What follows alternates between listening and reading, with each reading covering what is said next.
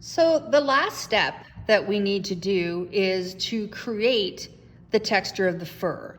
Because so far all I've done is drawn the form, but he looks like if he had really, really, really short fur, that's what he would look like. But he doesn't, he is furry, and we need to go from that to something that looks like this.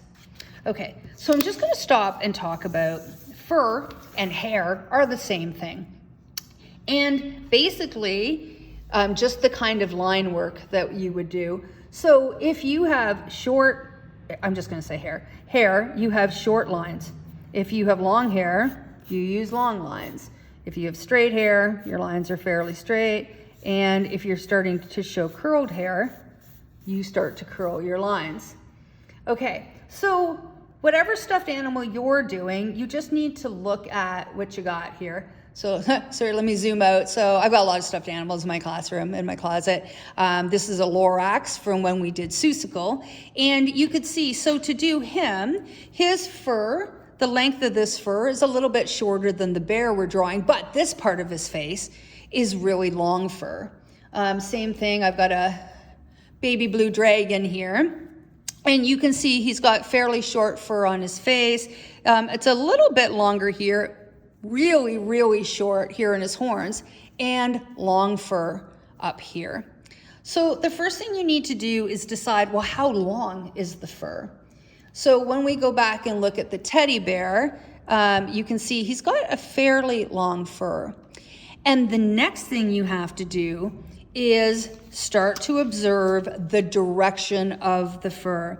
So I keep saying the words, when you shade, you follow the direction of the object.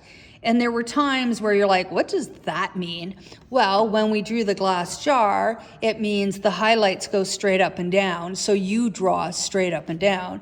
When it comes to fur, we need to follow the direction of the fur.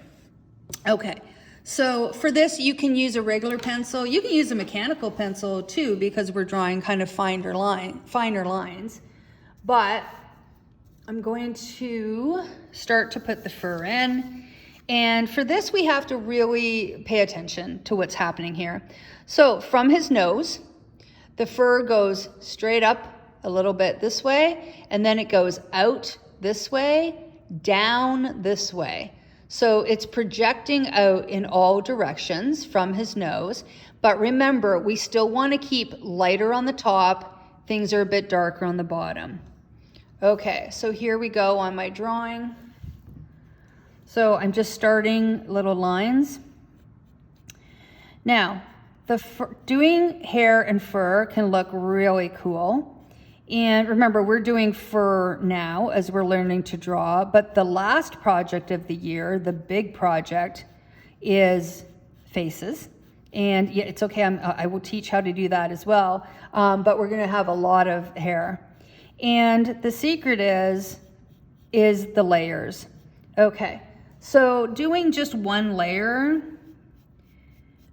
doesn't really do it. You need to build up a couple layers. So I'm keeping my lines pretty light up here at the top part because it's the top of a sphere. And frankly, I'm gonna keep my lines fairly light for a while until I feel good about this. And I just want to stop for a minute and point out something. When I'm doing his face, there's his nose, I'm not doing this. Every single line is the exact same line and they are beside each other. That's not what I'm doing. I'm kind of, if I slow it down, I'm like this line, this line, this line, this line. They are slightly different angles to each other because he has really messy fur. And we need to look at that fur. You can see that while they're in the general direction this way, they're not exactly the same direction. Okay, so I'm gonna speed up what I'm doing here just a little bit.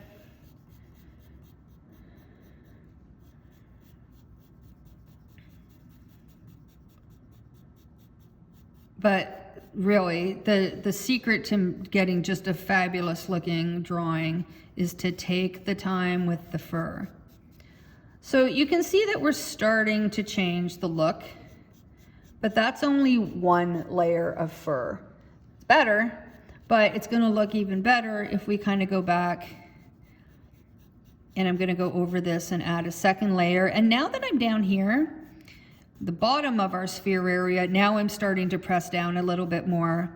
You can see I'm starting to make my lines a little bit darker to help make it look more three-dimensional. And as I do that, I'm building up a second layer and I'm adding to my shading. So light up here at the top. I don't even have to worry about those eyes too much. I've already colored them. And a bit darker down here at the bottom. So basically we're making a furry sphere right now. Okay, so for the next part of his face, this is a really cool trick. I'm just going to show you on this drawing. So where his snout stops and his head starts, we don't want that to be a straight line because we want to make it look furry.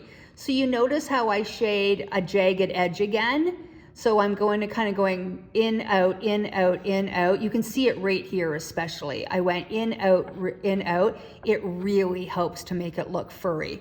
And I'm going to be doing the same thing. My direction, I start this way and they go up and they go out this way. It goes around like this.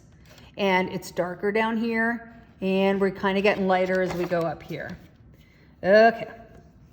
So here's the top of it. Again, I don't want a straight line. I'm going to kind of dip down a couple places, just a little bit.